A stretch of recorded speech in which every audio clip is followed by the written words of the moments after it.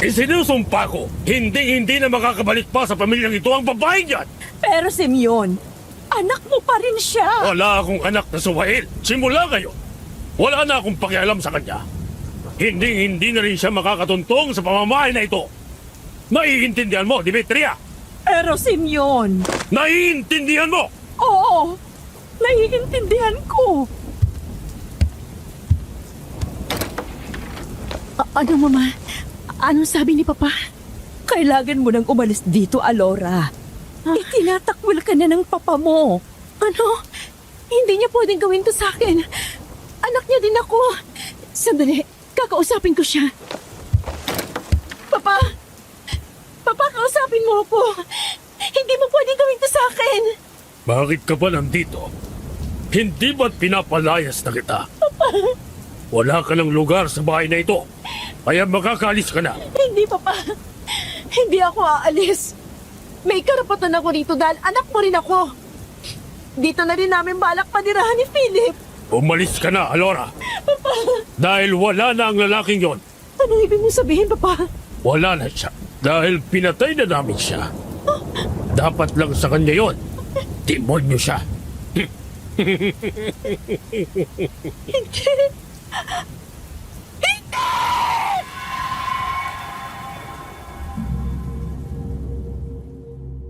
Magandang araw sa inyo, mga kasityo Pangil, Sityo Bangungot, Aswang Diaries at Kwentong Takipsilim. Ayan, binanggit ko na lahat ng inyong channels dahil lahat yan ay aking pinapakinggan. Isa po ako sa inyong masugid na taga-subaybay at talagang naaaliw sa mga kwentong katatakutan na napapakinggan ko sa inyong mga channel. Ako nga po pala si Santi, 56 years old na ngayon at kasalukuyang naninirahan dito sa probinsya ng Aurora. Ang totoo, hindi ko alam kung paniniwalaan niyo ang ikikwento ko sa inyo. Pero kahit ako mismo hanggang ngayon, hindi pa rin makapaniwala na nangyari yun sa akin. Ang nakakakilabot kong karanasan ay nangyari sa probinsya ng Samar. Isang insidente na nagugat dahil sa isang babae. Isang babaeng misteryoso. Isang babaeng hindi ko kailanman inakalang makikilala ko. Itatago ko na lang siya sa pangalang Alora.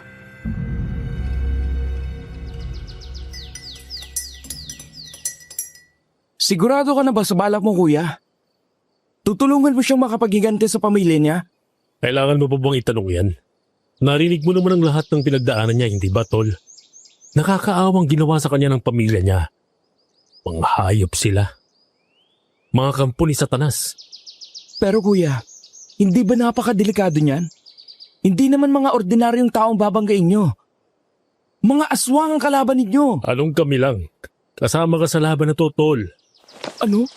Bakit ako kasama? Ayoko nga, kuya. Ayaw mo. Eto ng pagkakataon natin para ipaghiganti siya. Hindi ka ba naaawa sa kanya? Naaawa ako, kuya. Pero natatakot ako eh. Hindi natin alam kung anong maaaring mangyari sa atin kapag basta na lang tayo sumugo doon. Pwede nila tayong mapatay.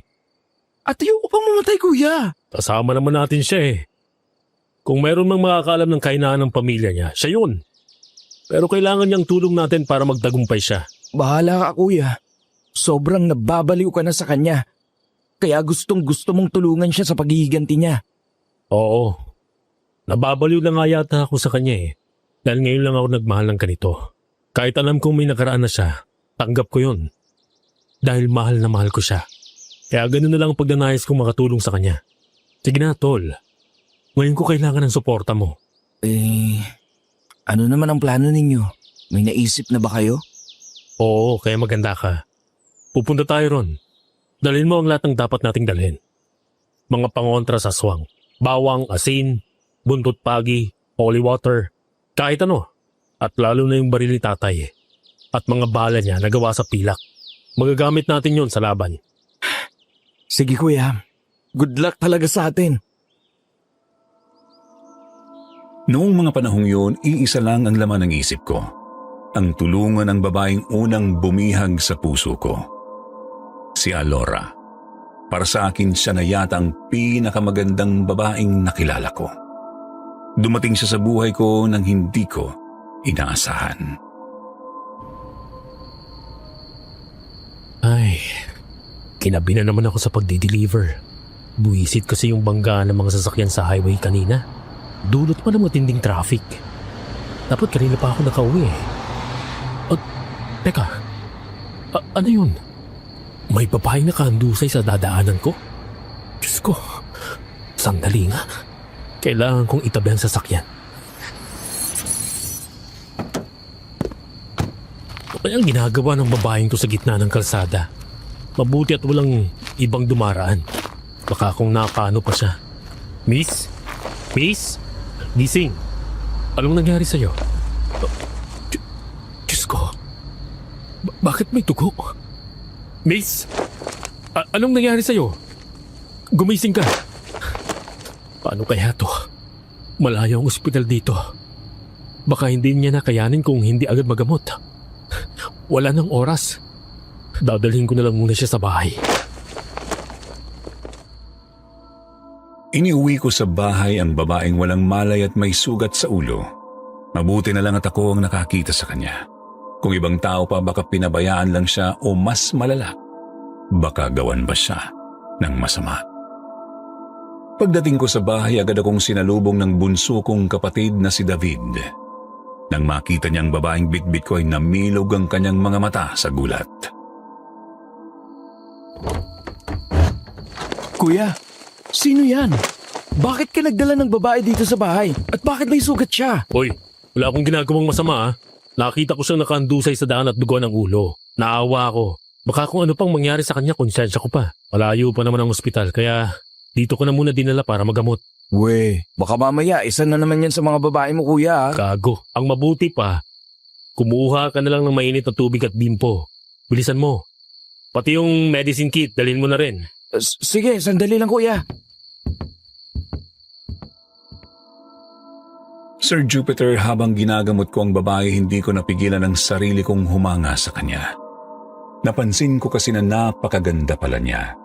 Kahit may bahid ng dugo ang kanyang mukha, hindi nito natakpan ang maamo niyang itsura. Ang mahahaba niyang pilik mata, mapupulang labi at maputi at makinis na balat ay tila larawang iginuhit ng isang dalubhasang pintor. Para siyang isang diwata na nagkatawang tao, isang misteryosong nilalang na hindi ko inakalang matatagpuan ko sa ganoong pagkakataon. Ngunit sa likod ng kanyang kagandahan, hindi ko maiwasang magtanong, sino siya at ano ang nangyari sa kanya? Ang ganda niya, no, kuya? Type mo? Tarantado ka talaga. Hindi ko nga kilalang babaeng yan. Pero sino kaya siya, kuya? Bakit may sugat siya? At bakit nakahandusay ka mo siya sa kalsada? Yun lang kanina ko pa iniisip eh. Hindi kaya na-aksidente siya, kuya? O baka may tinatakasan kaya sugatan siya? Siya lang makakapagsabi kung ano talagang nangyari sa kanya. Kailangan niyang magising para malaman natin ang totoo. Tila dininig ng Diyos ang sinabi ko dahil ilang saglit lang, dumilat na ang babae. Sino kayo? Nasaan ako? Kuya! Kuya! Gising na si Miss Maganda! Gising ka na pala. Nandito ka sa bahay namin. Ako nga pala si Santi. At ito ang kapatid kong si David. Nandito ka ngayon sa Cebu. Nakita kitang nakahandusay sa kalsada kanina at may sugat ka pa sa ulo. Ano bang nangyari sa'yo, miss? Pinatay nila ang asawa ko. Ano? Pinatay ang asawa mo? Oo, pinatay ng pamilya ko, asawa ko. Pati ako. Gusto rin nilang patayin. Mabuti na lang at nakatakas ako. Hindi ko na alam kung saan ako pupunta, kaya sumakay na lang ako ng kung ano-anong sasakyan. Hanggang sa hindi ko na namalayan kung saan ako napadpad. Ang huling naalala ko, habang naglalakad ako sa kalsada nabangga ako ng kotse. At hindi ko na alam kung anong nangyari sa akin. Sko, ganun palang nangyari sa'yo. Wala ba lang tumulong sa'yo nung nabangga ka? Tarantado yung nakabangga sa'yo ah. May nararamdaman ka ba? May masakit ba sa katawan mo? Para madala ka namin sa ospital. Wala naman. Medyo masakit lang ang ulo ko dahil sa sukat. Ang sabi mo ay nasa Cebu ako. Oo, nandito ka sa Cebu. Tagasan ka ba? Tiga-Samar ako. Ang pangalan ko nga pala ay Alora. Grabe. Talagang umabot ka rito sa Cebu? Pero bakit naman pinatay ng pamilya mo ang asawa mo, Miss? Dahil mga aswang sila. Ano? Aswang? Aswang? Ibig sabihin, aswang ka rin? Hindi. Hindi ako aswang. Sila lang. Teka, totoo ba yan? Totoo bang may aswang? Parang ang hirap paniwalaan yan, miss. Baka ginugood time mo lang kami, ha? Oo nga. Niloloko mo lang yata kami eh. Baka naman ikaw ang nakapatay kaya tumakas ka. Maniwala kayo sa akin. Totoo ang sinasabi ko. Aswang ang pamilya ko, pero hindi ako aswang. Hindi nila ako tunay na anak. Ampun lang nila ako. Pero itinuri na tunay na bahagi ng pamilya nila. Kung ganun, bakit nila pinatay ang asawa mo? Dahil gusto nila ako ipakasal sa kalahin nilang aswang. Gusto nilang gawing ako aswang para magparami ng lahi nila. Pero ayoko. Ayoko magpakasal sa aswang. At lalo na ayoko maging isa sa kanila. Anong ginawa mo? Ang ginawa ko, lumayas ako at nagpakasal sa isang normal na tao. Si Philip. Matagal na kami may relasyon. Itinago ko lang yun sa pamilya ko dahil kontra lang naman sila kapag sinabi ko sa kanila. Mahal na mahal ko siya. Mahal na mahal ko si Philip. Kahit nalaman niya pinalaki ako ng mga aswang, tinanggap pa rin niya ako. Hanggang sa nagbungang pagmamahalan namin, nabuntis ako. At anong nangyari? Akala ko kapag magkakaanak na ako, matatanggap na nila ang desisyon ko. Pero hindi. Nang bumalik ako sa bahay namin kasama ang asawa ko, itinakwil nila ako. Hindi lang yun. Pinatay nila ang asawa ko. Grabe naman ang pamilya mo, Miss. Napaka-brutal. Hindi lang si Philip. Pati ang anak namin pinatay nila. Ginawa nila ng paraan para malaglag ang dinadala ko. Inorasyonan nila ang tiyan ko ng dasal para sa demonyo. Hanggang sa duguin ako at nalaglag ang anak ko. Diyos ko. Wala silang awa. Wala silang awa. Sa itsura ng babae, bigla akong nakaramdam ng matinding awa. Sa totoo lang, hindi ko alam kung maniniwala ako o hindi sa mga sinabi niya, pero nang titigan ko ang kanyang mga mata, nakita ko roon ang matinding kalungkutan na tumagos sa aking puso. Para bang pasan niya ang bigat ng buong mundo, at kahit hindi ko pa lubos na nauunawaan ang kanyang kwento, ramdam kong totoo ang sakit na pinagdadaanan niya. Kuya, naniniwala ka ba sa mga sinasabi niya? Inaan mo ang boses mo. Baka marinig ka niya. Hindi yan, kuya. Tingnan mo. Tulog na tulog siya. Hindi ko alam. Para kasing napaka-imposible ng sinabi niya na aswang ang pamilya niya. Moderno na ang panahon ngayon at wala nang aswang. Pero naaawa ako sa kanya, tol. Nawalan na nga siya ng asawa. Nawalan pa ng anak. At mismong pamilya pa niya ang may gawa. Hindi ba sabi niya, hindi naman niya totoong pamilya yon? Ampun lang siya? Kahit na. Masakit pa rin sa kanyang nangyari. Itinuring niyang pamilya ang mga umampun sa kanya. Tapos, ginanon lang siya. Eh anong plano mo sa kanya? Huwag mong sabihin, dito mo siya patitirahin. Eh anong gagawin natin? Hahayaan na lang natin siya. Wala siyang mapupuntahan at wala naman siyang kakilala rito. Kaya pansamantala, dito na muna siya sa atin. Pero kuya, baka mamaya madamay tayo sa problema niya. Paano kung mahanap siya rito ng pamilya niyang aswang at tayong madali? Tumulong na nga tayo. Baka tayo pang mapahamak. Hindi yan. Hindi naman nila basta-basta mahahanap si Alora dito eh. Basta dito muna siya. Hanggat hindi pa niya alam kung anong plano niya sa buhay. E paano kaya yan? Bukas darating si Lolo. Anong sasabihin natin kapag nakita niya ang babaeng yan? Ano naman?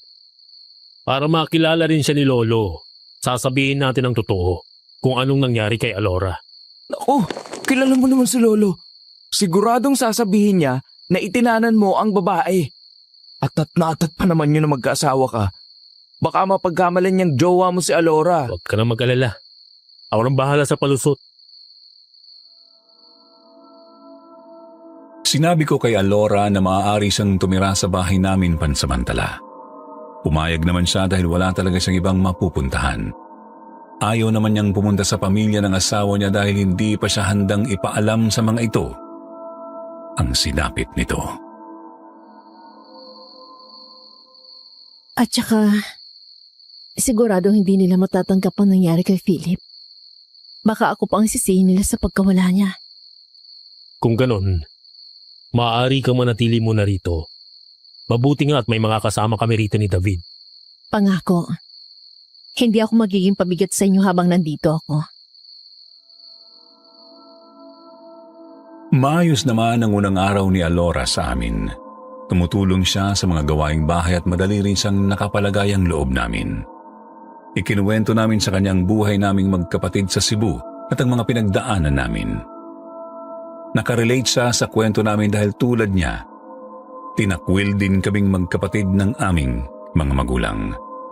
Si nanay sumama sa ibang lalaki, habang si tatay naman sumama sa ibang babae.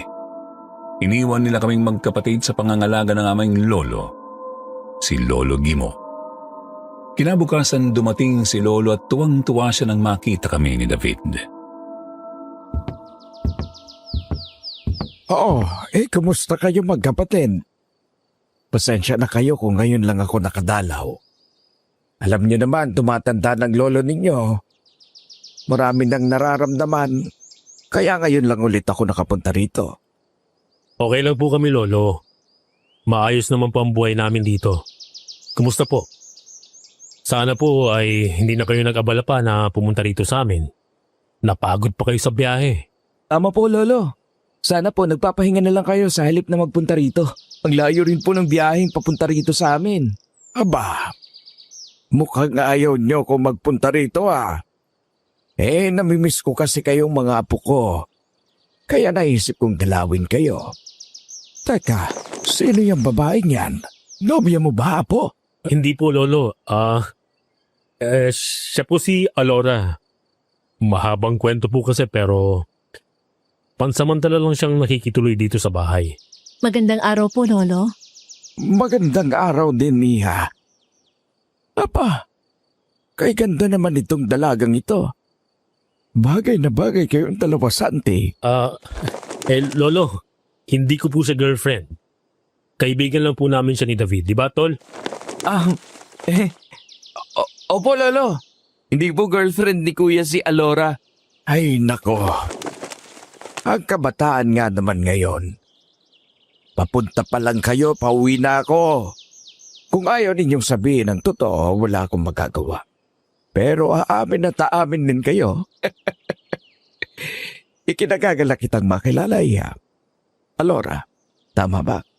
Masaya ako dahil nakatagpo na ng magandang babae ang apo kong si Santi na magpapatibok sa puso niya. Lolo, hindi nga po kami magjowa. Ang kulit niyo eh.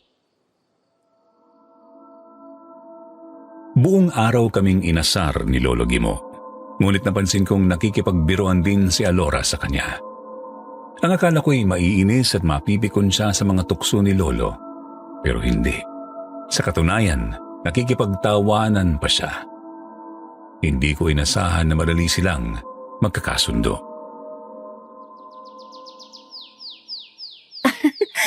Nakakatawa naman kayo, Lolo. Ang dami niyo pong kwento. Ganyan talaga si Lolo. Kapag dumadalaw siya dito, hindi pwedeng hindi kami tatawa. Ibang klase ka talaga, Lolo Gimo. Bakit hindi ka nag-audition na maging komedyante? Ang dami kong tawa sa'yo.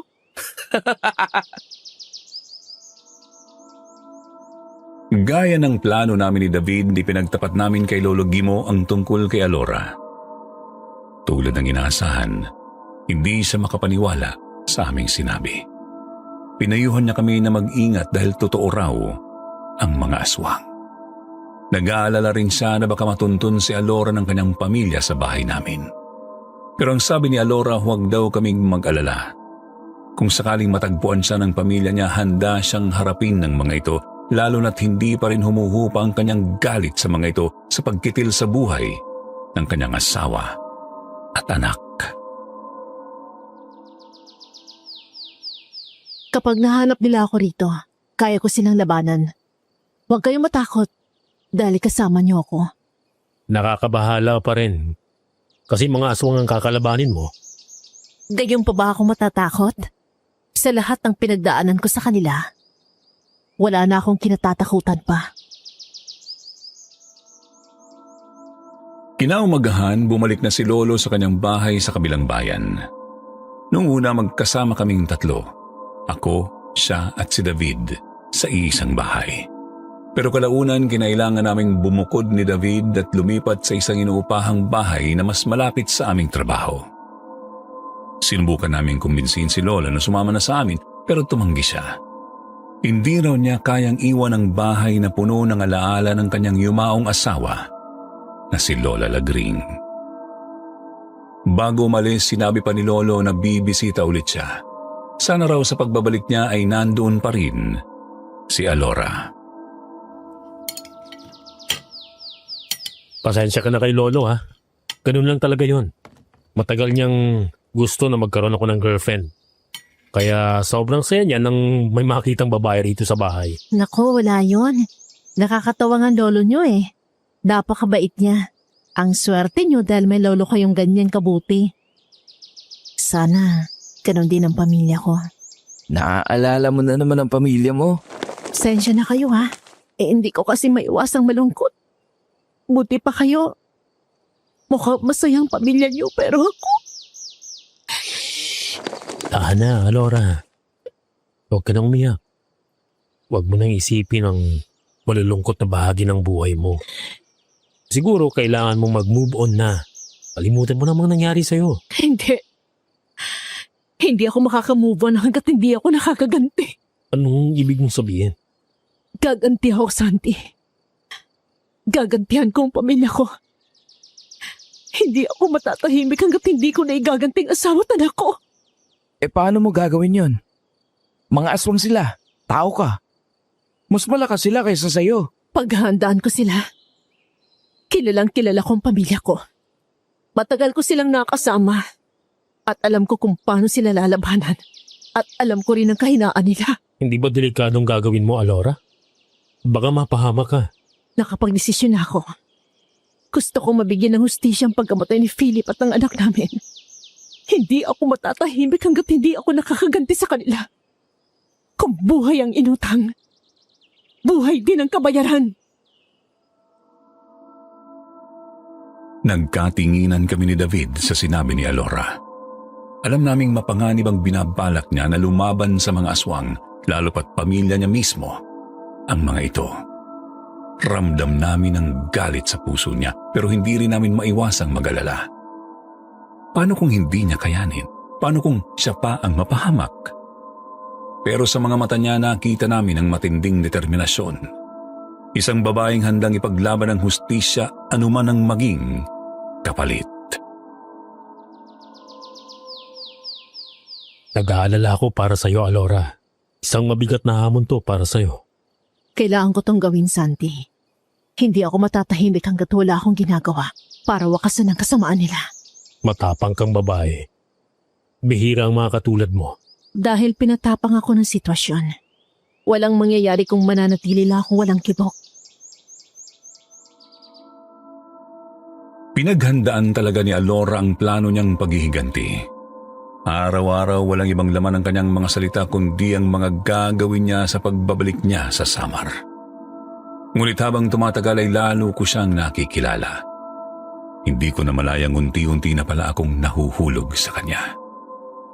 Mukhang nagkatotoo ang sinabi ni Lolo Gimo na si Alora na nga ang babaeng magpapatibok ng puso ko. Hindi lang siya maganda kundi taglay rin niya ang mga katangiang matagal ko nang hinahanap sa isang babae. At dahil doon, tuluyan na akong umibig sa kanya. Talaga ba, Santi? Tutulungan mo akong magiganti sa pamilya ko? Oo, Alora. Napag-isip-isip ko na sa hirap ng pinagdaanan mong sakit sa pagkawala ng asawa at anak mo, nararapat lang na makamit mong hustisya. Isa pa, aswang ang pamilya mo. Kailangan nilang mawala upang hindi na sila makapambiktima ng mga tao. Nabanggit mo kasi na kumakain sila ng tao tuwing sasapit ang piyesta sa inyo. Totoo yan, Santi. Kapag sumasapit ang fiesta sa amin, hindi nila maiwasang pumatay at kumain ng tao. At yun ang hindi ko masikmura. Nung nakaraang fiesta nga, naawa ako sa isang buntis sa babae na naging biktima nila. Wala siyang kalaban-laban. Pinatay nilang babae at kinain ng sanggol sa sinapupunan nito. Wala rin silang itinira sa katawan ng babae dahil pinagpesta nila ito. Kinain nila ang puso nito at mga lamang loob. Ano? Kawawa naman yung buntis. Ayoko nang makakita ng ganun, Santi. Ayoko nang maulit ang ganung kasamaan. Hindi ko hahayaang may mabiktima na naman sila inosenteng tao. Lalo na't ilang araw na lang, fiesta na doon. Kung ganon, hindi nga sila dapat mabuhay sa mundong ito. Mapanganib nga sila sa mga tao. Lalo na sa lugar nyo, huwag ka mag-alala. Sasamahan kita, Alora. Sasamahan kita sa laban mo. Pupuksain natin ang mga aswang na yan. Maraming salamat, Santi. Salamat. At naiintindihan mo ko. Sir Jupiter, pagkasabi niya noon, nagulat na lang ako nang bigla niya akong yakapin at halikan sa labi. Alora, anong ibig sabihin nun? Hindi lang yan halik ng pasasalamat, Santi, kundi halik ng isang babaeng may pagtingin sa isang lalaki. Anong ibig mong sabihin? Sa maikling panahong nakilala kita, natutunan na kitang mahalin, Santi, at alam ko may nararamdaman ka rin sa akin. Ipinapangako ko sa iyo, kapag natapos ng mission ko, kapag naipagiganti ko ng asawa at anak ko, pwede na nating ituloy kung ano man ang nararamdaman natin sa isa't isa. Hindi ko akalain na magugustuhan mo rin ako, Alora. Akala ko kasi nagluluksa ka pa rin sa nasira mong asawa. Kaya hindi ko magawang magtapat ng nararamdaman ko sa'yo. Wala na si Philip. Patay na siya. At hindi ko na siya maibabalik. Pero kung may isang lalaking handang magmahal muli sa akin, ba't ko naman tatanggihan? Natutunan na rin kitang mahalin, Santi, dahil mabait ka at alam kong responsable kang lalaki. Salamat, Alora. Ipinapangako ko rin sa'yo. Kahit anong mangyari, sasamahan kita sa laban mo. Pagtatagumpayan natin ang paghihiganti mo sa pamilya mong aswang na umagrabyado sa'yo. Salamat, Santi. Salamat sa suporta mo. Hindi namin alam na narinig pala ni David ang pinag-usapan namin ni Alora. Laking gulat niya nang malaman ang plano kong tulungan si Alora sa paghihiganti laban sa pamilya nito. Hindi rin siya makapaniwala nang marinig ang nararamdaman ko para sa babaeng minsang iniligtas ko at dinala sa bahay namin. Totoo ba yun, kuya? Talagang tinamaan ka na kay Alora? Kamamatay lang ng asawa niya. Pero parang ang bilis naman niyang magustuhan ka. Hindi naman may iwasan yun, David. Magkasama kami sa iisang bubong at sa bawat araw na lumilipas, mas lalo kong nakikita kung gaano siya kabuting tao. Hindi mahirap mahalin si Alora. Pero kuya, nagmula siya sa pamilya ng mga aswang. Kahit sabihin niyang hindi siya aswang, paano tayo nakakasiguro na hindi siya tulad ng pamilya niya? Ampun siya, hindi ba? Ibig sabihin, hindi siya kabilang sa lahi nila. Paano kung hindi niya lang sinasabi ang totoo? Sigurado akong hindi siya aswang, David. Hindi naman siya takot sa bawang at asin na kinatatakutan ng mga aswang. Di ko alam, kuya. Pero kinakabahan ako sa pinapasok mo. At ngayon, balak mo pang tulungan siya sa paghihiganti niya? Para kang nasisiraan ng bait. Bakit ka kakabahan? Ilang araw na natin siyang kasama. Kung aswang siya, dapat noon pa lang ay inatake niya na tayo. Pero hindi, David. Ni minsan hindi siya nagpapakita ng kahit anong sinyales na isa siyang aswang. Hindi siya nagpapalit ng anyo tulad ng pamilya niya. Mabuting tao si Alora at buo na ang desisyon ko na tulungan siya. Handa na ang lahat ng dadalhin namin para sa pagsugod sa pamilya ng mga aswang. Kasama namin si David na malaki ang may tutulong sa laban dahil tulad ng nasira naming tatay, bihasa siya sa paggamit ng baril. Hawak niya ang lisensyadong baril ni tatay kasamang mga balang gawa sa pilak na sinasabing mabisa raw na panlaban sa aswang. Pagsapit ng umaga, nagsimula na kaming bumiyahe patungong Samar, dalang tapang at paghahangad ng hustisya. Ilang oras din ang aming ginugol sa paglalakbay hanggang sa wakas ay narating namin ang liblib na baryo sa Samar kung saan matatagpuan ang aming hinahanap. Nandito na tayo. Nasa dulo ng daan na yan ang mansyon ng mga Peralta. Ang bahay ng pamilyang sumira sa buhay ko. Alam niyo ng plano natin ha? Magpapanggap kayong kamag-anak ni Philip. Sasabihin niyo na hinanap niyo siya. At ako, dahil inimbitahan namin kayo sa darating na fiesta. 3 araw mula ngayon. Kailangan niyo mapaniwala sila na kamag-anak kayo ni Philip para makapasok kayo sa bahay. Okay, Alora. Nakahanda na kami ni David. At kapag nasa loob na kayo, kailangan maihalo niyo ang laso na to sa pagkain nila. Sigurado magpapahina to sa kanila. Heto, Santi, kunin mo at itago mo mabuti. Kapag naihalo niyo na to sa pagkain, lahat sila'y manghihina at mawawala ng lakas. Pagkakataon na natin yon para mas madaling mapatay ang mga aswang na yan. Ako nang bahala rito, Alora. Itatago ko itong mabuti. Ikaw naman, saan ka tutuloy ngayon? Doon muna ako tutuloy sa lumang kamalig sa likod ng bahay namin. Malapit sa pilapilan. Walang ibang nagpupunta roon kaya tiyak na walang maghihinalang naroon ako.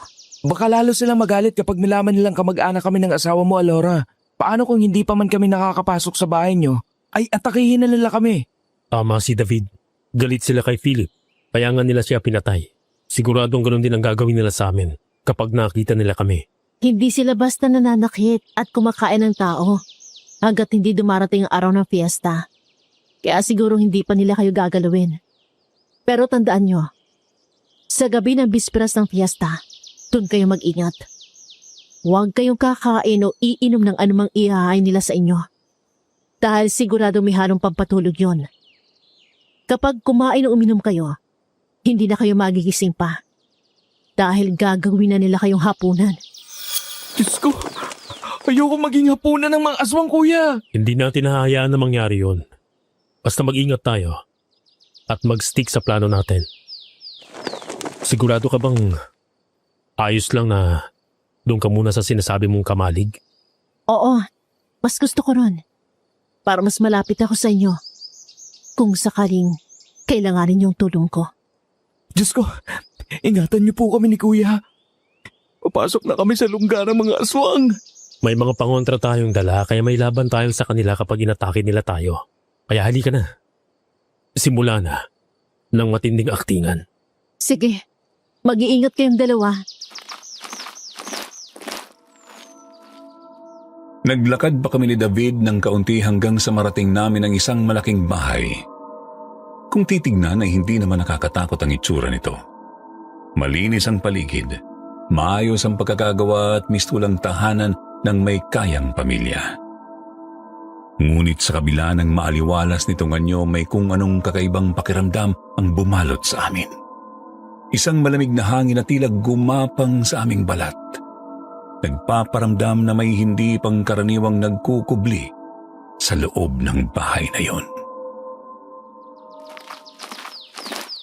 Kuya, parang ayoko nang tumuloy. Naiisip ko pa lang na ang makakasama at makakausap natin ay mga aswang. Parang gusto ko lang maihi sa pantalon ko. Hindi pwede, nandito na tayo. Wala nang atrasan to. Kaya halika na. Kumatok na tayo sa pinto. Sino kayo? Anong kailangan niyo? Nagulat kami ni David sa narinig naming boses ng babae kaya sabay kaming napalingon sa likod namin.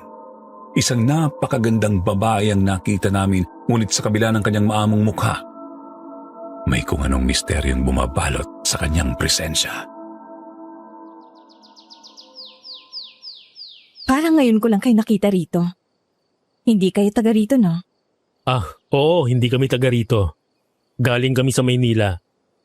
Pinsan namin si Philip, yung asawa ni Alora. Nandiyan ba sila? Kamag-anak kayo ni Philip? Bakit kayo nandito? Inimbitahan kami ng mag-asawa dito sa bahay nila sa Samar kasi malapit na raw ang fiesta. Sila pa nga ang gumastos ng pamasahe namin papunta rito. Nandyan ba sila? Sa sinabi namin, napansin agad namin ni David ang bahagyang pagkabahala sa mukha ng babae. Para bang may tinatago siya. Ngunit sinubukan niyang huwag magpahalata. Ganun ba? Wala sila rito eh. Ha? Wala sila? Saan sila nagpunta? Naku, ang haba pa naman ng biyahe namin makarating lang dito sa Samar. Oo nga. At saka wala kami matutuluyan dito kasi wala naman kaming ibang kakilala rito. Sige. Dahil kamag-anak naman kayo ng asawa ni Alora, dito na muna kayo tumuloy sa amin. Halika kayo. Pasok kayo sa bahay namin. Nakahinga kami ng maluwag ni David, Sir Jupiter. Tagumpay ang acting namin. Maya-maya pa nakapasok na kami sa loob ng bahay. Hindi namin alam kung dapat ba kaming matuwa o kabahan sa simula ng aming misyon. Sino sila? Mayla, anak! Mama, mga kamag-anak daw po sila ng asawa ni Alora. Pinapunta raw po sila rito para makifiesta. Ang sabi ko po wala sila pero... Ganun ba? Mga bisita pala sila. Patuloyin mo sila, anak. Magandang hapon sa inyo. Kamag-anak daw kayo ni Philip? Magandang hapon din po. Opo, pinsan po kami ni Philip. Inimbitahan po kasi nila kami rito para sa fiesta. Ako po pala si Santi. At ito naman po ang kapatid kong si David. Nice meeting you, mag-aiho. Ako si Demetria, ang mama ni Alora. At siya naman si Mayla, anak ko rin, kapatid ni Alora. Maganda rin po pala ang kapatid ni Alora. Tsaka may pinagmanahan po. Napakaganda niyo rin po, madam. Mapagbiro pala itong kapatid mo, iho. Pero tama naman siya. Talagang magaganda ang mga anak ko. Manang-mana sa akin, hindi ba? Oo nga po. May mga bisita pala tayo. Simeon, mahal. Oo, mga bisita natin sila. Mga pinsan ni Philip, si Santi at si David. Pinapunta sila rito ng mag-asawa para makipiesta sa atin. Mag-aiho, siya si Simeon, ang asawa ko. Pinsan ka mo kayo ni Philip. Nang marinig namin ang mababa at malamig na boses na yun ay biglang nanindig ang balahibo namin ni David. Hindi tulad ng mama at kapatid ni Alora na mukhang mababait. Iba ang presensya ng papa niya. Nakasimangot ito at titig na titig sa amin. Tiningnan niya kami mula ulo hanggang paa na parang inaaral ang bawat galaw namin. Magandang hapon po, sir. Opo. Pinsan po kami ni Philip. Asawa po ni Alora. Wala namang nasabi sa amin noon si Philip na may mga pinsan siya. Meron pala. Malayong pinsan niya po kasi kami. Taga Maynila po kami. Bihira po kami magkita-kita. Pero close po namin siya. At ang asawa niyang si Alora. Nang banggitin ni David ang pangalan ni Alora, mas lalong tumalim ang tingin sa amin ng matandang lalaki. Parang may bumalot na kakaibang hilakbot sa buong paligid. Kaso wala dito si Alora at ang asawa niya. Umalis sila at hindi pa bumabalik. Hindi namin alam kung babalik pa sila o hindi na. Nagkatinginan kami ni David. Napalunok kami at halos manginig sa bigat ng tono ng boses ni Simeon. Sasagot na sana kami nang biglang magsalita ang ina ni Alora na halatang gustong pakalmahin ang sitwasyon. Nako, babalik din ang dalawang yon dahil malapit na ang piyesta. Ang mabuti pa, magpahinga muna kayo. Siguradong pagod kayo sa biyahe. Sandali at magpapahanda ako ng merienda. Mayla anak, samahan mo muna sila sa magiging kwarto nila, ha? Opo, Mama. Dahil pinsan naman kayo ng asawa ng anak namin, welcome kayo rito sa amin.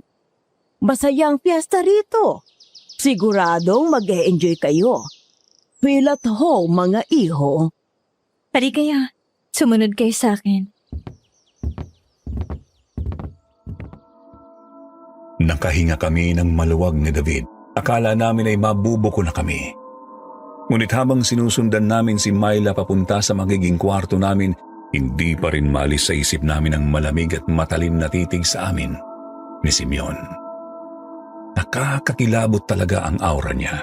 Kung talagang aswang ang pamilya ni Alora, siguradong ang ama niya ang pinaka-nakakatakot at pinakamalupit dahil sa presensya nito. Habang naglalakad kami sa loob ng malaking bahay, unti-unting lumalakas ang kabog ng aming dibdib. Hindi namin alam kung anong naghihintay sa amin sa bahay ng pamilyang aswang. Etong magiging kwarto nyo. Magpahinga muna kayo sa loob at maya-maya itatawagin ko kayo kapag nakahanda ng merienda. Salamat ha, Myla. Pasensya na kayo. Akala kasi namin ay aabutan namin dito sina Philip at Alora. Wala kang dapat na ihingi ng pasensya. Bisita namin kayo. Sige, mauna na ako. Tatawagin ko na lang kayo mamaya. Sige, Myla. Salamat ulit. Pagkalabas ni Myla sa pinto, agad kaming napabuntong hininga ni David. Diyos ko, kuya. Akala ko'y malalaman na nila na hindi tayo totoong kamag-anak ni Philip. Akala ko rin eh. Buti na lang. At nakalusot pa rin tayo. Sila pala ang pamilyang sinasabi ni Alora. Nakita mo? Nakakatakot yung papa niya. Si Simeon. Sinabi mo pa, kuya. Parang gusto niya tayong lamunin ng buhay sa mga titig niya. At sinabi nilang wala raw yung mag-asawa. Di pa raw bumabalik. Ang galing din nilang umarte ha. Ang hindi nila alam na natin ang ginawa nila sa asawa ni Alora. Mga demonyo sila. Kaya nga, ang sasama nila, yung mama ni Alora, si Demetria.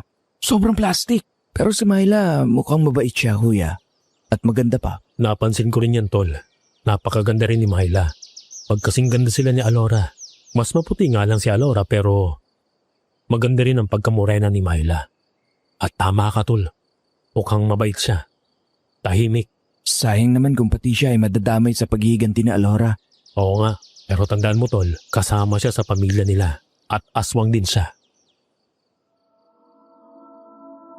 Sir Jupiter, habang nag-uusap kami ay bigla kaming nakarinig ng nakakakilabot na pag-angil mula sa labas ng kwarto. Isang malalim at mabangis na tunog na tila nagmumula sa isang malaking aso. Kuya, ano yun? Parang mabangis na hayop na umaangil? Oo nga. Parang malaking aso. Hindi kaya yan na yung aswang? Kuya, baka sila na yan. Baka yun yung papa ni Alora. Kaya niya tayo tinititigan kanina. Kasi gusto niya tayong kainin. Shhh! Kamaingay. Kunin mo sa bagyong asin at buntot pagi. Bilisan mo. Kailangan nating maging handa kapag pumasok ang aswang dito sa loob. Eto kuya, kinuha ko na rin ang baril ni tatay. Sige, pumasok ka rito, aswang. At makikita mong hinahanap mo. Mas lumakas ang nakakatakot na angil sa labas ng kwarto. Narinig din namin na parang may matatalim na kuko na kumakayod sa pinto. Hanggang sa biglang tumigil ang mga yon. Tumahimik ang paligid. Wala na kuya. Huminto na yung pag-angil ng aso. At kung ano man yung kumakayod sa pinto. Baka naramdaman niyang may mga pangontra tayo kaya umalis na. Mamamatay ako sa nervyos sa lugar na to, kuya. Umalis na lang kaya tayo. Tumakas na tayo at bumalik sa Cebu. Huwag na lang nating ituloy ang pagtulong kay Alora. Hindi pwede. Tatapusin natin ang misyon. Natutuwag ka na naman eh. Kung wala kang matinong sasabihin, tumahimik ka na lang. Ang mabuti pa, ihanda mo ng sarili mo. Baka tawagin na tayo ni Myla. Santi, David, handa ng merienda. Maaari na kayong lumabas. Inaantay na kayo ni na mama at papa sa ibaba. Susunod na kami. Sige, bilisan nyo ha. Ayaw nilang naghihintay, lalo na si papa. Kahit kinakabahan pa rin kami, dahan-dahan naming binuksan ang pinto at lumabas ng kwarto. Pagbaba namin sa sala, naabutan namin doon ang papa at mama ni Alora, pati na rin si Myla. Napansin din namin na may kasama silang may edad na lalaki at babae at isang batang babae. Oh, mabuti naman at bumaba na kayo.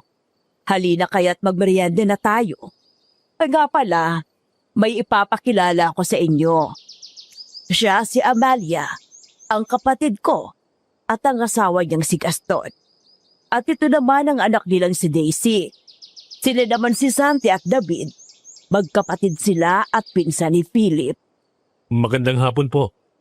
Ikinagagalak po namin kayong makilala. Aba, may kamag-anak pala si Philip. Hindi mo lang niya sinabi sa akin.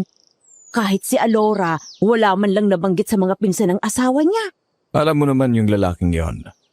Napakamalihim. Kaya nga noong muna pa lang, hindi ako boto. Mamaya na yung sasabihin mo, Gaston. Kumain na tayo. Kayong dalawa, huwag kayong mahihiya, ha? Masarap ang ipinahanda kong merienda. Sige po, salamat. Wow, ang daming pagkain, kuya.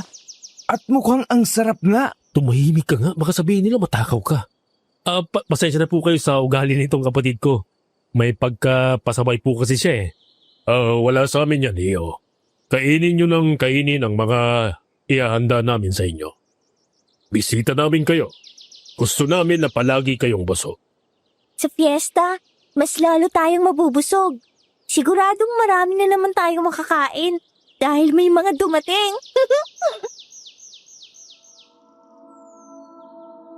Bigla kaming natigilan ni David sa sinabi ng batang si Daisy. Napansin naming titig na titig din siya sa amin habang malaki ang pagkakangiti. Oo, iha. Marami na naman tayong makakain dahil magpapaluto ako ng maraming putahe. Lalo na't may mga bisita tayo. Mga iho, huwag kayong mahihiya. Kain lang ng kain. Pinilit lang namin ni David na makisama sa kanila, ngunit sa loob namin, ramdam na namin ang lakas ng kaba sa dibdib namin. Halos hindi ako makakain kahit napakasarap ng mga pagkaing nakahain sa mesa. Pagkatapos kumain, nagpaalam na ang mag-asawang Amalia at Gaston na aakyat na sa kwarto para magpahinga. Galing daw kasi sila sa biyahe at bumisita sa mga kamag-anak ni Gaston. Si Daisy naman ay niyaya ni Myla na lumabas dahil may bibilin daw sila. Naiwan kami sa sala kasama sina Simeon at Demetria. Ano? Nagustuhan niyo bang merienda? Opo, napakasarap po. Ngayon lang kami nakakain ng ganito kasarap na merienda. Lalo na itong turon. Eto na yata ang pinakamasarap na natikman ko. Masarap talaga yan. Dahil may halong karne ang kinain yung turon.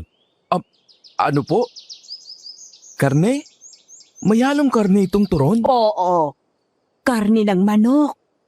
Specialty yan ng kusinera naming si Bebang. Hinahaluan niya ng hinimay na karne ng manok ang turon. Bukod sa saging at langka, nilalagyan din niya ng gatas na kondensada ang karne ng manok para tumamis. O di ba masarap? Parang nakalimutan yung mga pangalan niyo. Ganun po pala. Kaya po pala unique ang lasa. Matanong ko lang po, may alaga po ba kayong aso rito? Aso? Wala kaming alagang aso rito sa bahay. Allergic sa aso itong asawa ko. Ang asawa ko. Bawal sa bahay na ito ang anumang hayop dahil may hika ako. Bawal sa akin ang balahibo ng hayop. Bakit mo naman naitanong iyo? May narinig po kasi kaming pag-angil ng aso kanina nung nasa loob po kami ng kwarto. Kaya naitanong ko po kung may aso kayo. Baka naman sa kapitbahay ang narinig nyo. Yung kapitbahay namin si Aling Cora, silang maraming alagang aso. Pero dito sa bahay, wala. Huwag nyo nalang pansinin ang mga naririnig nyo rito. Muling nagtagpo ang tingin namin ni David.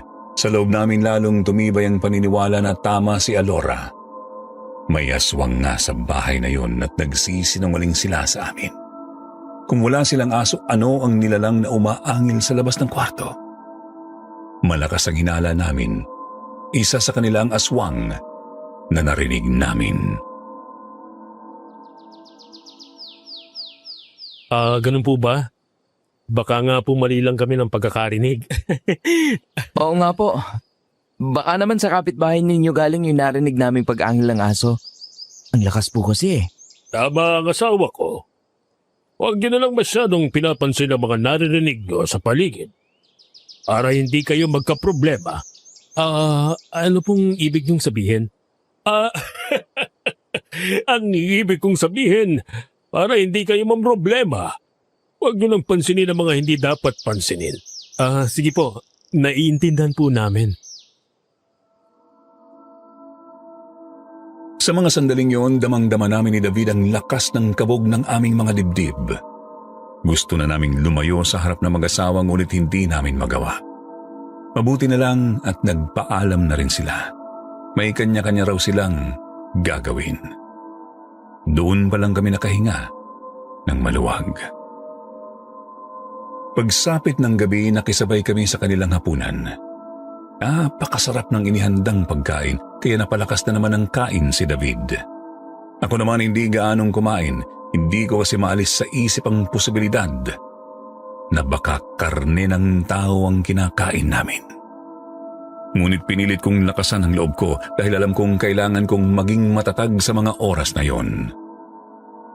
Pagbalik namin sa kwarto ni David, hindi na kami nagaksaya ng oras. Agad naming pinag-usapan ang mga nangyari.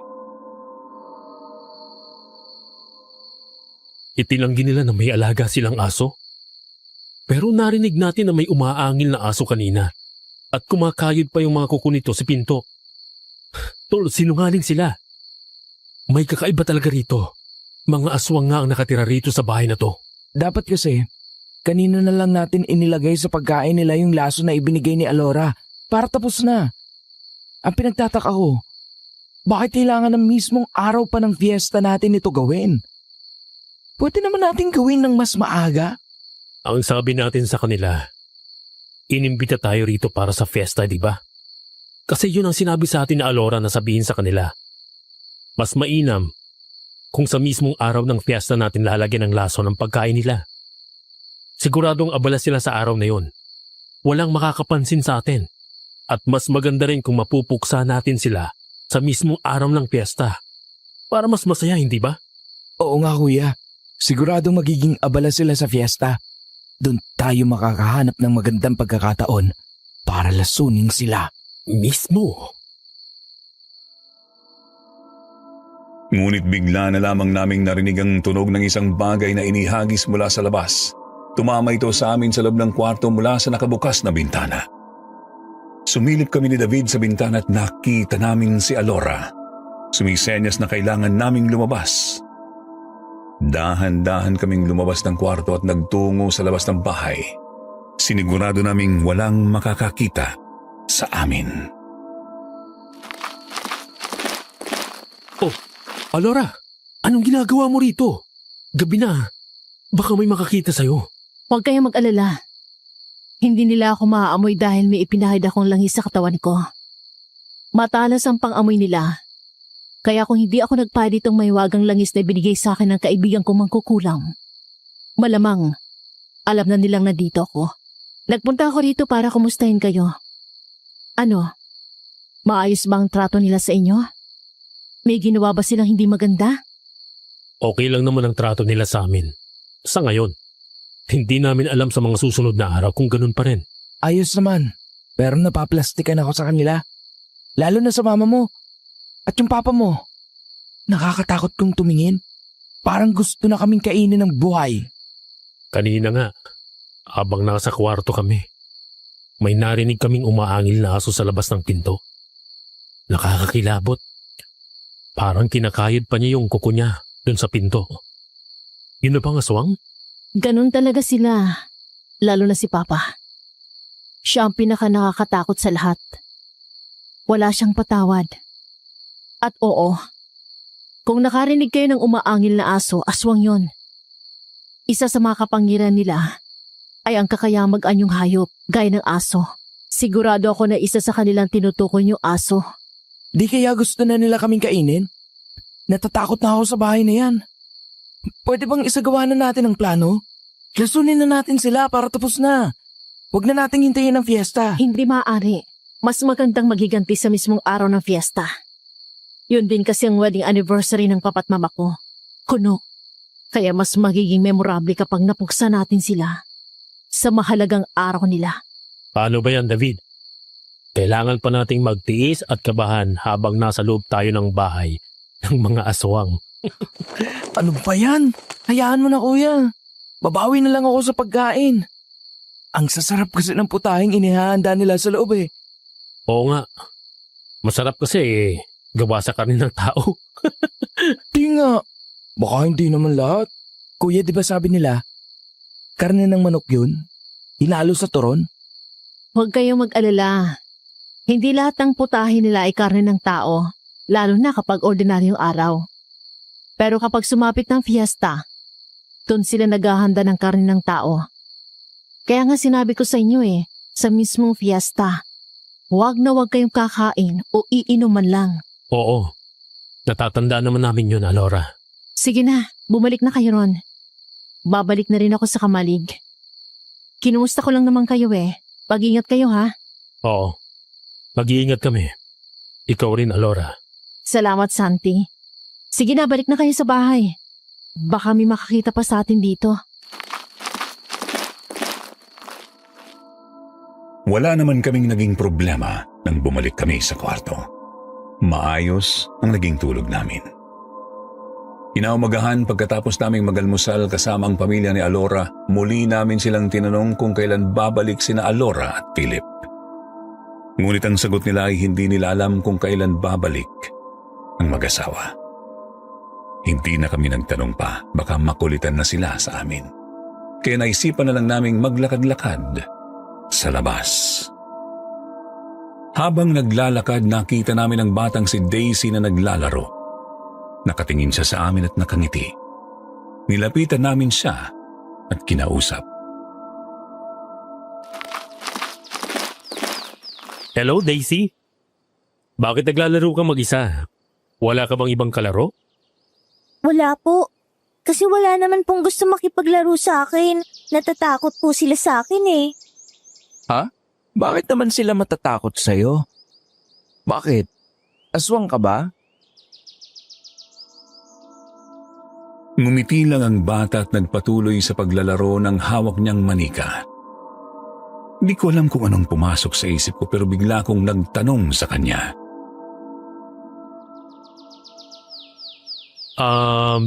Daisy, kailan mo huling nakita si Ate Alora mo at yung pinsan naming si Philip? Bakit wala sila rito sa bahay nyo? Nasaan sila? Si Ate Alora at si Kuya Philip. Alam ko wala na sila Kasi masama sila. Gusto nilang pumatay ng tao. Kaya wala na sila rito. Si Kuya Philip, siya yung pinakabad. Ha? Daisy, bakit mo naman nasabi yan? Daisy, pumasok ka na sa loob. Hinahanap ka na ng mama mo. Opo, tita. Tumakbo na papasok ng bahay si Daisy pero naiwan si Myla sa harapan namin. Tiningnan niya kami ng seryoso bago nagsalita. Narinig ko ang itinatanong niyo kay Daisy. Totoo ang sinabi niya. Masama si Alora at ang asawa niyang si Philip. Ano? Anong ibig mong sabihin? Anong masama? Unang kita ko pa lang sa inyo. Kilala ko na kayo. At alam ko rin kung anong binabalak niyo laban sa amin. Kung ako sa inyo, huwag niyo nang ituloy. Hindi kami ang masama.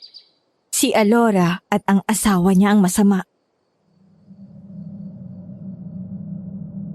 Nangilabot kami at hindi nakagalaw sa kinatatayuan namin ni David, Sir Jupiter. Hindi kami makapaniwala sa sinabi ni Myla. Paano mo nalaman ang... Mamaya na tayo mag-usap. Baka may ibang makarinig sa atin. Kung gusto niyong malaman ng totoo, sasabihin ko mamayang gabi. Kaya wag muna kayong matutulog. Kakatok ako sa kwarto niyo mamaya. Yun lang at iniwanan na niya kami. Naguguluhan kami kung ano ba talaga ang nangyayari. Ano ang ibig niyang sabihin na si Alora at ang asawa nito ang masama? Sa puntong yun, may kung anong bumulong sa akin na maniwala sa sinabi ni Myla. Kaya gusto kong malaman ang sasabihin niya. Kinagabihan, hindi muna kami natulog ni David. Hinintay namin ang pagkatok niya sa pinto. Kahit kinakabahan kami sa posibleng mangyari, inihanda namin ang aming mga sarili. Kung sakaling nagsisinungaling siya. Malalim na ang gabi, narinig namin ang pagkatok niya sa pinto. Ako ito, si Myla. Papasukin niyo ako. Binuksan namin ang pinto at bumungad sa amin ang seryoso niyang mukha. Pumasok siya sa kwarto at naupo sa kama. Ngayon, sabihin mo sa amin ang sinabi mo kanina. Anong ibig mo sabihin na masama sina Alora at Philip? Totoo ang nalaman niyo. Si Alora at ang asawa niyang si Philip ang masama. Dahil sila ang mga aswang na kumakain ng tao. Ako at ang aking pamilya ay mga aswang. Ngunit hindi kami kumakain ng tao. Karne lang ng hayop ang kinakain namin. Tama si Alora. Mga aswang kayo. Pero anong sinasabi mong aswang si Alora? Tao siya. Hindi ninyo siya kauri dahil ampun lang siya. Oo, tama kayo. Ampun lang siya ng pamilya namin. Ang totoo, hindi kami taga rito sa Samar. Naninirahan ang aming pamilya sa bundok, sa probinsya ng Capiz. Tahimik kaming namumuhay roon, kasama ang iba pang aswang na mas piniling kumain ng hayop kesa manggambala ng tao. Ngunit isang araw, may mga taong sumungod sa aming pamayanan at pinagpapatay ang marami sa amin. Mabuti na lang at nakatakas ang pamilya namin kasama si Alora. Pero kabilang sa mga napatay ang kanyang pamilya, simula noon, kinupkop na siya ni na mama at papa. So, totoo nga na aswang si Alora? Oo. Itinuring siyang tunay na anak ni na mama at papa. Itinuring ko siyang kapatid. Pero magkaiba kami ng pananaw. Mas gusto ni Alora ang pumatay at kumain ng tao para maipaghiganti ang kanyang pamilya na pinatay noon ng mga tao. Pero ibang sinabi niya sa amin. Ang sabi niya, kayong masama dahil pinatay ninyo ang asawa niyang si Philip. Pati ang sanggol na pinagbubuntis niya. Ang sabi pa niya, ay gusto niyo rin daw siyang patayin. Ano? Sinabi niya yun? Oo. Kaya gusto niyang gantihan ang pamilya niyo. Sinabi niya na itinakwil niyo raw siya dahil ayaw niya magpakasal sa aswang na inirereto sa kanya. Gagawin lang daw kasi siyang palahian nito. Kaya sumama siya kay Philip, isang normal na tao. Hanggang sa magbunga raw ang pagmamahalan nila. Dinadala raw niya ang anak nila ni Philip. Bumalik daw sila rito sa pag-asang matatanggap niyo ang relasyon nila. Ngunit pinatay niyo raw si Philip at ang dinadala niya. Hindi totoo ang mga yun. Malaking kasinungalingan ng lahat ng sinabi niya sa inyo. Hindi siya kailanman nagdalang tao. Wala pa silang anak ni Philip. At si Philip na sinabi niyang normal na tao, isa rin siyang aswang na lumason sa isip ni Alora para kalabanin kami. Pareho silang pumapatay at kumakain ng tao. Hindi rin totoo na ipapakasal namin siya sa isang aswang. Niloko niya lang kayo para magamit sa paghihiganti niya sa amin. Hindi ako makapaniwala sa mga nalaman namin. Napaniwala kami ni Alora. Akala namin siya ang biktima pero ang totoo. Kami ang totoong biktima. Kung ano-anong masasamang bagay ang ipinasok niya sa utak ninyo tungkol sa amin. Bumalik siya rito, hindi para makipag-ayos, kundi para maghiganti. Pinatay namin si Philip dahil kung hindi ay napatay niya na si Daisy. Ano? Muntik na niyang mapatay si Daisy? Nakita kasi ni Daisy na kumakain sila ni Alora ng tao. Kaya pinag-initan ni Philip ang bata. Mahigpit kasing ipinagbabawal ni Papa sa amin ang pagkain ng tao. Kaya nang mamatay si Philip, umalis si Alora at hindi niya nagpakita pa sa amin. Pero nang dumating kayo, naamoy ko ang kanyang presensya. Alam kong kasama niyo siya. Paano mo nalaman na kasama namin siya? At nagsisinungaling kami? Isa yan sa mga kapangyarihan ng pamilya namin. Ang magbasa ng isip ng mga tao. Nabasa kong iniisip niyo. At yan ang hindi alam ni Alora. Ibig sabihin, alam na pala ng pamilya mo ang totoo? Bago pa makapagsalita si Myla ay biglang bumukas ang pinto.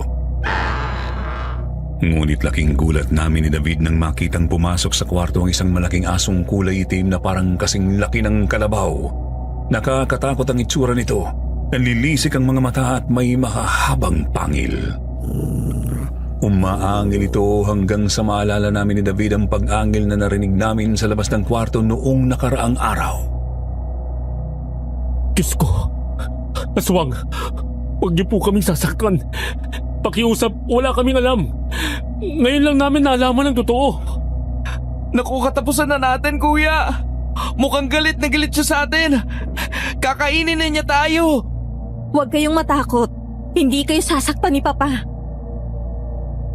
Biglang nagbago ng anyo ang malaking asong itim at naging isang tao. Si Simeon, ang padre di pamilya. Hindi kami nanadakit at hindi kami kumakain ng tao. Lalo na't wala naman kayong ginagawang masama sa amin. Alam na namin ang balak ni Alora. Kaya kailangan namin ang tulong niyong dalawa para mahuli siya sa sarili niyang patibong. Ano pong may tutulong namin sa inyo? Dahil alam na ng buong pamilya ni Alora ang balak niya sa pagpunta namin doon ay pinagplanuhan nila ito kasama kami ni David. Sinabi sa amin ni Myla kung ano ang gagawin namin pagsapit ng fiesta. Kung kailan isa sa katuparan ni Alora ang kanyang plano. Sinabihan din niya kami na huwag kaming magpapahalata kapag ginausap kami ni Alora na alam nilang nagtatago sa lumang kamalig na malapit lang sa bahay nila. Huwag na huwag daw naming ipapaalam sa kanyang plano nila dahil maaari rin kaming mapahamak ni David. Uulitin ko, hindi dapat malaman ni Alora ang balak namin sa kanya. Dahil siguradong pati kayo'y idadamay niya. Hindi niyo palubos na kilala si Alora. Kayang-kaya niya kayong patayin kapag wala na siyang pakinabang sa inyong dalawa. Oo, Myla. Hindi kami magsasalita sa kanya. Promise. Ayaw po naming mamatay. Pero hanggang ngayon, hindi pa rin ako mapaniwala na lulukuin tayo ni Alora, kuya. Oo nga eh. Minahal ko pa naman siya. Yun pala'y sinungaling siya at manloloko. Kinamit lang niya tayo. Hindi natin siya dapat pinagkatiwalaan, tol. Kung ako sa inyo, kalimutan niyo na si Alora. Hindi siya ang babaeng nararapat mong mahalin. Dahil isa siyang masamang aswang. Ngunit isang beses lang namin nakausap si Alora. Hindi na siya nagpakita sa amin bago sumapit ang araw ng fiesta. Hanggang sa dumating na nga ang fiesta at doon muling nagpakita sa amin si Alora. Kumusta, Santi? David? Ito na ang araw na pinakahihintay natin. Ang paghihiganti ko sa pamilyang pumatay sa asawa at anak ko. Oo. Eto na ngayon, Alora. Ano, excited ka na ba? Mabibigyan mo na rin ng hustisya ang asawa at anak mo. This is the day, Alora. Kayo, handa na ba kayo? Tandaan yung sinabi ko ha, yung lason. Maingat yung ilagay sa pagkain na ihahain nila. Oo, Alora. Alam na namin yun. Kami nang bahala. Sige, pagkatapos nyo, ako na bahalang tumapos sa kanila. Pagsapit ng gabi, pinagdiwang ng pamilyang fiesta at ang wedding anniversary ni Simeon at Demetria. Habang kumakain, nagsimula silang magpanggap na nahihirapan sa paghinga. Isa-isa silang nanghina at bumagsak sa sahig. Nang biglang pumasok si Alora sa loob ng bahay. Ano? Ha? Nahihirapan na ba kayo? Kulang pa yan sa ginawa yung pagpatay kay Philip! Alora, anong ibig mong sabihin? Natapos na namin ang ipinagawa mo, Alora. Nilagyan namin ni David ang laso ng pagkain nila. Tsak na manghihina na sila. Ano? Kilala niyo si Alora? Oo! Kilala nila ako. Sila ang mga kasama ko para maghiganti sa inyong lahat. Kung ganon, kasabot kayo ni Alora. Shanti, David, Oo, kakampi niya kami sa paghihiganti niya sa pamilya niyo. Dahil sa pagpatay ninyo sa asawa at anak niya. Mga lapastangan. Tinanggap namin kayo rito ng maayos. Tapos, wawalang yain niyo lang kami. Wala kang utang na loob, Alora. Nahawa ka na sa kasamaan ng Philip na yon. Noon pa man. Alam ko nang wala siyang ipapasok sa utak mo. Kundi ka demonyohan. Wala kang utang na loob. Matapos ka naming kupkupin at ituring na pamilya, ito pang igaganti mo sa amin. Hindi ka na namin dapat binuhay pa. Kahit ano pang sabihin nyo, wala na kayong magagawa. Mahina na kayo. Wala na kayong laban sa akin. Gayon, wala nang pipigil sa akin sa pagkain ng laman loob ng mga tao. Buntis, bata, matanda, lahat! Anong sinabi mo, Alora? Kakain ka ng tao? Aswang ka rin? Oo! Aswang din ako. Niloko ko lang kayong dalawa. Hindi totoong hindi ako aswang. Ginamit ko lang kayo para paghigantihan ng pamilya ng mga aswang na yan. Pinatay nilang asawa ko si Philip dahil kontra sila sa amin. Ayaw nilang kumain ng tao. Pero kami, gusto namin. Kaya naman binala kong tapusin na sila. Salamat sa inyo at nagtagumpay ako sa plano ko. Pagkatapos ko sa kanila, kayo namang dalawa ang papatayin ko at kakainin! Biglang nagbago ng anyo si Alora. Nagkaroon siya ng maraming balahibo sa katawan, matutulis na kuko at pangil, at tanlilisik na mga mata. Tinubuan din siya sa likod ng mga pakpak na parang sa paniki. Nakakakilabot ang itsura niya, malayong malayo sa Alora na nakilala namin. Ngunit ang hindi niya alam, Iyan lang akala mo! Lapastangan! Ingrata! laking gulat ni Alora nang makita niyang nagbago rin ng anyo ang pamilya ni Simeon. Lahat sila naging malalaking itim na aso. Kuya, naging aswang na silang lahat. Huwag kang maingay. Umpisa na ng laban. Ang akala mo siguro, hindi namin malalaman ang plano mo? Nagkakamali ka! ginamit mo pa ang 2 dayo para sa madumi mong plano? Hindi ka magtatagumpay, Alora! Hindi! Anong nangyari? Bakit hindi kayo nang hina sa lason? Dahil hindi nilagyan ni na Sandy at David ng laso ng pagkain namin. Ano? Hindi niyo ginawa ang utos ko? Oo! Dahil una pa lang, nabasa na namin ang nasa isip nila. Alam na namin ang plano mo. Ano? Paano niyo nagawa yon? Isa sa mga kapangyarihan ng pamilya namin ang pagbabasa ng isip. Isang kakayahang wala ang mababang uri ng aswang na gaya mo. Kaya nabuko namin ang balak mo. At tinulungan kami ni na Sandy at David para gumawa ng palabas ngayong gabi. Kaya salamat sa kanila. Ano, Alora? Magaling ba kaming umarte? Pang-famas at Oscars na ba? Pagbabayaran mo to, Alora. Dapat ka nang mawala. Tulad ng demonyo mong asawa. Hindi! Akmang tatakas si Alora subalit bago pa man siya makalayo, mabilis siyang napaligiran ng buong pamilya. Biglang lumundag si Myla mula sa kanyang likuran at marahas na bumao ng matatalas itong pangil sa kanyang leeg. Isang nakakabinging hiyaw ang gumawala mula sa kanyang dibdib. Ramdam niyang matinding hapdi habang unti-unting pumapatak ang kanyang sariling dugo sa malamig na lupa. Habol ang kanyang hininga, pilit niyang itinutulak si Myla palayo. Subalit bago pa siya makawala, sina Simeon, Demetria, Amalia, Gaston at Daisy ay sabay-sabay na sumunggab sa kanya. Si Simeon ay buong lakas na hinawakan ang kanyang mga braso.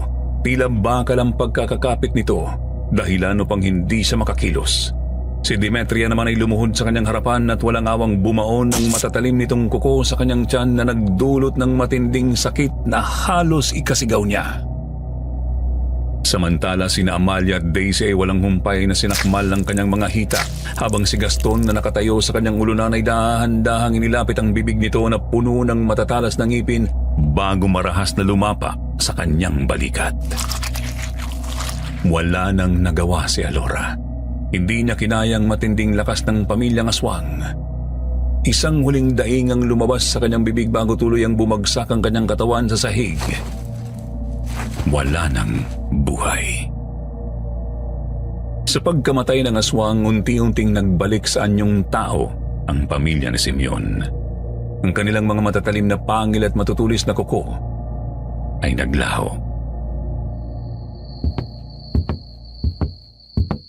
Salamat sa tulong niyo, Santi, David. Kung hindi dahil sa inyo, napahamak na kami. Walang anuman po. Ginawa lang po namin ang tama. Isa lang ang ipapakiusap namin sa inyo. Wala sanang ibang makakaalam nito. Walang dapat makaalam na aswang kami. Huwag po kayong mag-alala. Mananatiling lihim ang lahat. Wala po kaming nakita o narinig. Pangako po. Salamat sa inyo, Santi, David. Ngayon, matatahimik ng lugar na to. Wala nang manggugulo sa mga tao. Ay, dahil wala nang bruhang si Alora, ituloy na natin ang selebrasyon para sa fiesta at anniversary ni Napapat Mama. Saluhan niyo kami, Santi, David.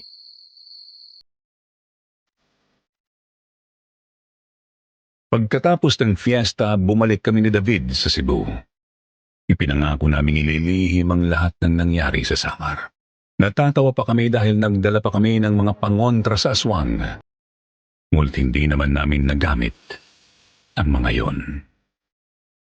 Mula noon ay madalas na kaming binibisita ni Lolo Gimo at tinanong din niya kung ano na ang nangyari kay Alora. Sabi na lang namin, bigla na lang itong umalis at hindi na nagbalik. Sa ngayon, nagbalik na kami sa dati naming buhay. At ako? May nililigawan na akong babae. Si Irene. Hindi pa niya ako sinasagot pero malapit na.